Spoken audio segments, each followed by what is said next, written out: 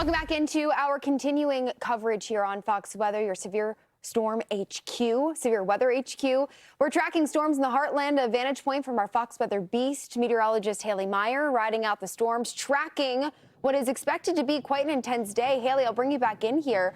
New meso discussion. We've got a tornado watch likely to be issued in probably about the next 45 minutes.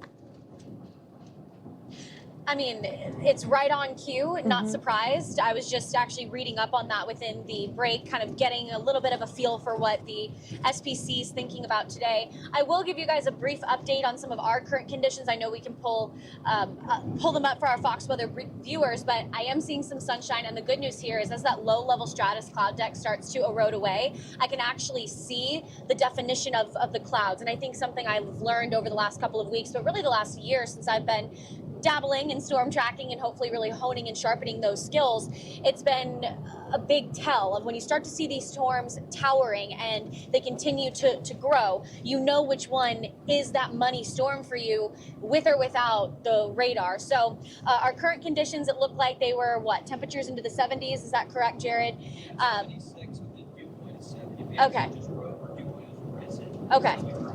Okay, so since we've been driving west from Ada over to Sulphur, our dew point has risen. So that means we're getting into more of this moist air. We are beneath that warm front, and so we are really feeling all of the instability start to come in. A couple of things just within the discussion saying that strong to extreme buoyancy, so buoyancy just meaning lift in the atmosphere. Near and south of the warm front, we're riding that boundary right now with mixed layer CAPE in the order of 2,000 to 4,000 joules per kilogram range. There's a bunch of different kinds of CAPE. There's mixed layer, most unstable, and surface-based CAPE. Mixed layer is the most realistic, so think about it, not looking at something with rose-colored glasses, trying to put you back to reality of where we actually are within the instability here. And 2,000 to 4,000 is a lot of energy for these storms to capitalize on. And then that effective shear of 40 to 50 knots. Anything over, I would say 25 to even close to 30 knots. I mean, that is certainly sufficient for larger supercells. So that's exactly what we're seeing. But notice on that real color satellite just south of the OKC area where the clouds are starting to erode a little bit, that is where we are heading. And then that clear line right along I-35 and points east. The boundary really sharpening itself, Jane, and we are gearing up for what's expected to be a very long afternoon and long evening. But to your point, you mentioned when these storms fire, they're going to be off to the races. And so decision making is going to be huge for us here in the Fox Weather Beast. We can't second guess it when we see it. If our gut feels it, we just have to roll with it. Yeah, I love when you mention, just getting that real-time analysis and sharpening those skills in the field. There's nothing like seeing it with your eyes and those visual cues that just continue to, make you a better meteorologist. I think, too, for folks that love weather and who are out there chasing these storms or maybe just living in the plains, right? Sometimes they have that kind of sixth sense because you can. Like when you're seeing it happen in front of you, you get an idea. But Haley, you can see the warm front really quite clearly on satellite right now. And I think that's what's so impressive today. Yep. Again, kind of like zeroing in, tracking where that front is, because even in their discussion when they mentioned that they're going to put out this tornado watch, and I know you going through those parameters, but I think what stood out to me too is that basically any storm that can tap into that boundary is going to have the best opportunity to really twist and become something quite intense.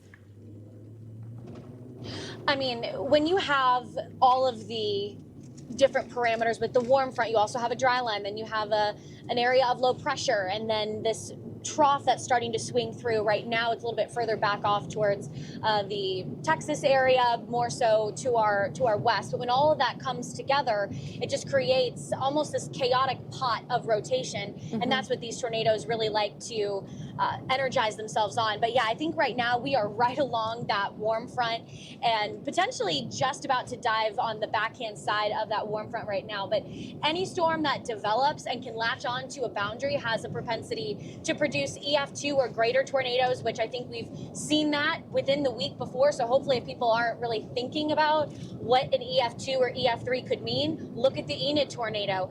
That is on the upper echelon of tornadic parameters, but still it can totally level homes. And so if that scares you, then just think about, I need to stay weather aware today. Use that as an example of how to better prepare yourself and your family. But also hail's no joke either. And this hail, I mean, we could be talking 4 inches, maybe even bigger than 4 inches. The largest hailstone we've seen this year was 6 inches near the Kankakee, Illinois storm. Don't know if we'll quite get up there, but it's definitely going to be monstrous. And we'll be avoiding those hail cores like the plague, Jane, because that's the last thing we need is a broken windshield in the beast. Oh, I can imagine. No kidding. And I mean, the fact that we have an environment that is so capable of producing such intense storms, I think, you know, it is one of those days when we talk about what do you do at home, you do start to adjust a little differently now. You know, if you've got dinner plans, getting together with family, it's having that conversation now as we work our way later into this evening. Where's the safe zone? You know, making sure that everybody knows what to do and how to do it quickly. But a couple of these storms, Haley, I mean, up to the north, we do have, you know, small hail makers. I'm not too worried about it, but this is a zone that we'll be tracking for tomorrow. Yeah, I mean, we are planning right now, just roughly speaking, to either overnight in Norman or overnight over in Tulsa. The very loose plan is to be in Wichita for the initiation tomorrow, and then we'll be riding those storms east. The good news is, from day to day, today is kind of putting us outside of where we want to be. We're not moving towards the zone tomorrow, so we have a little bit of a drive ahead of us, about 4 or 5 hours on the higher end of that.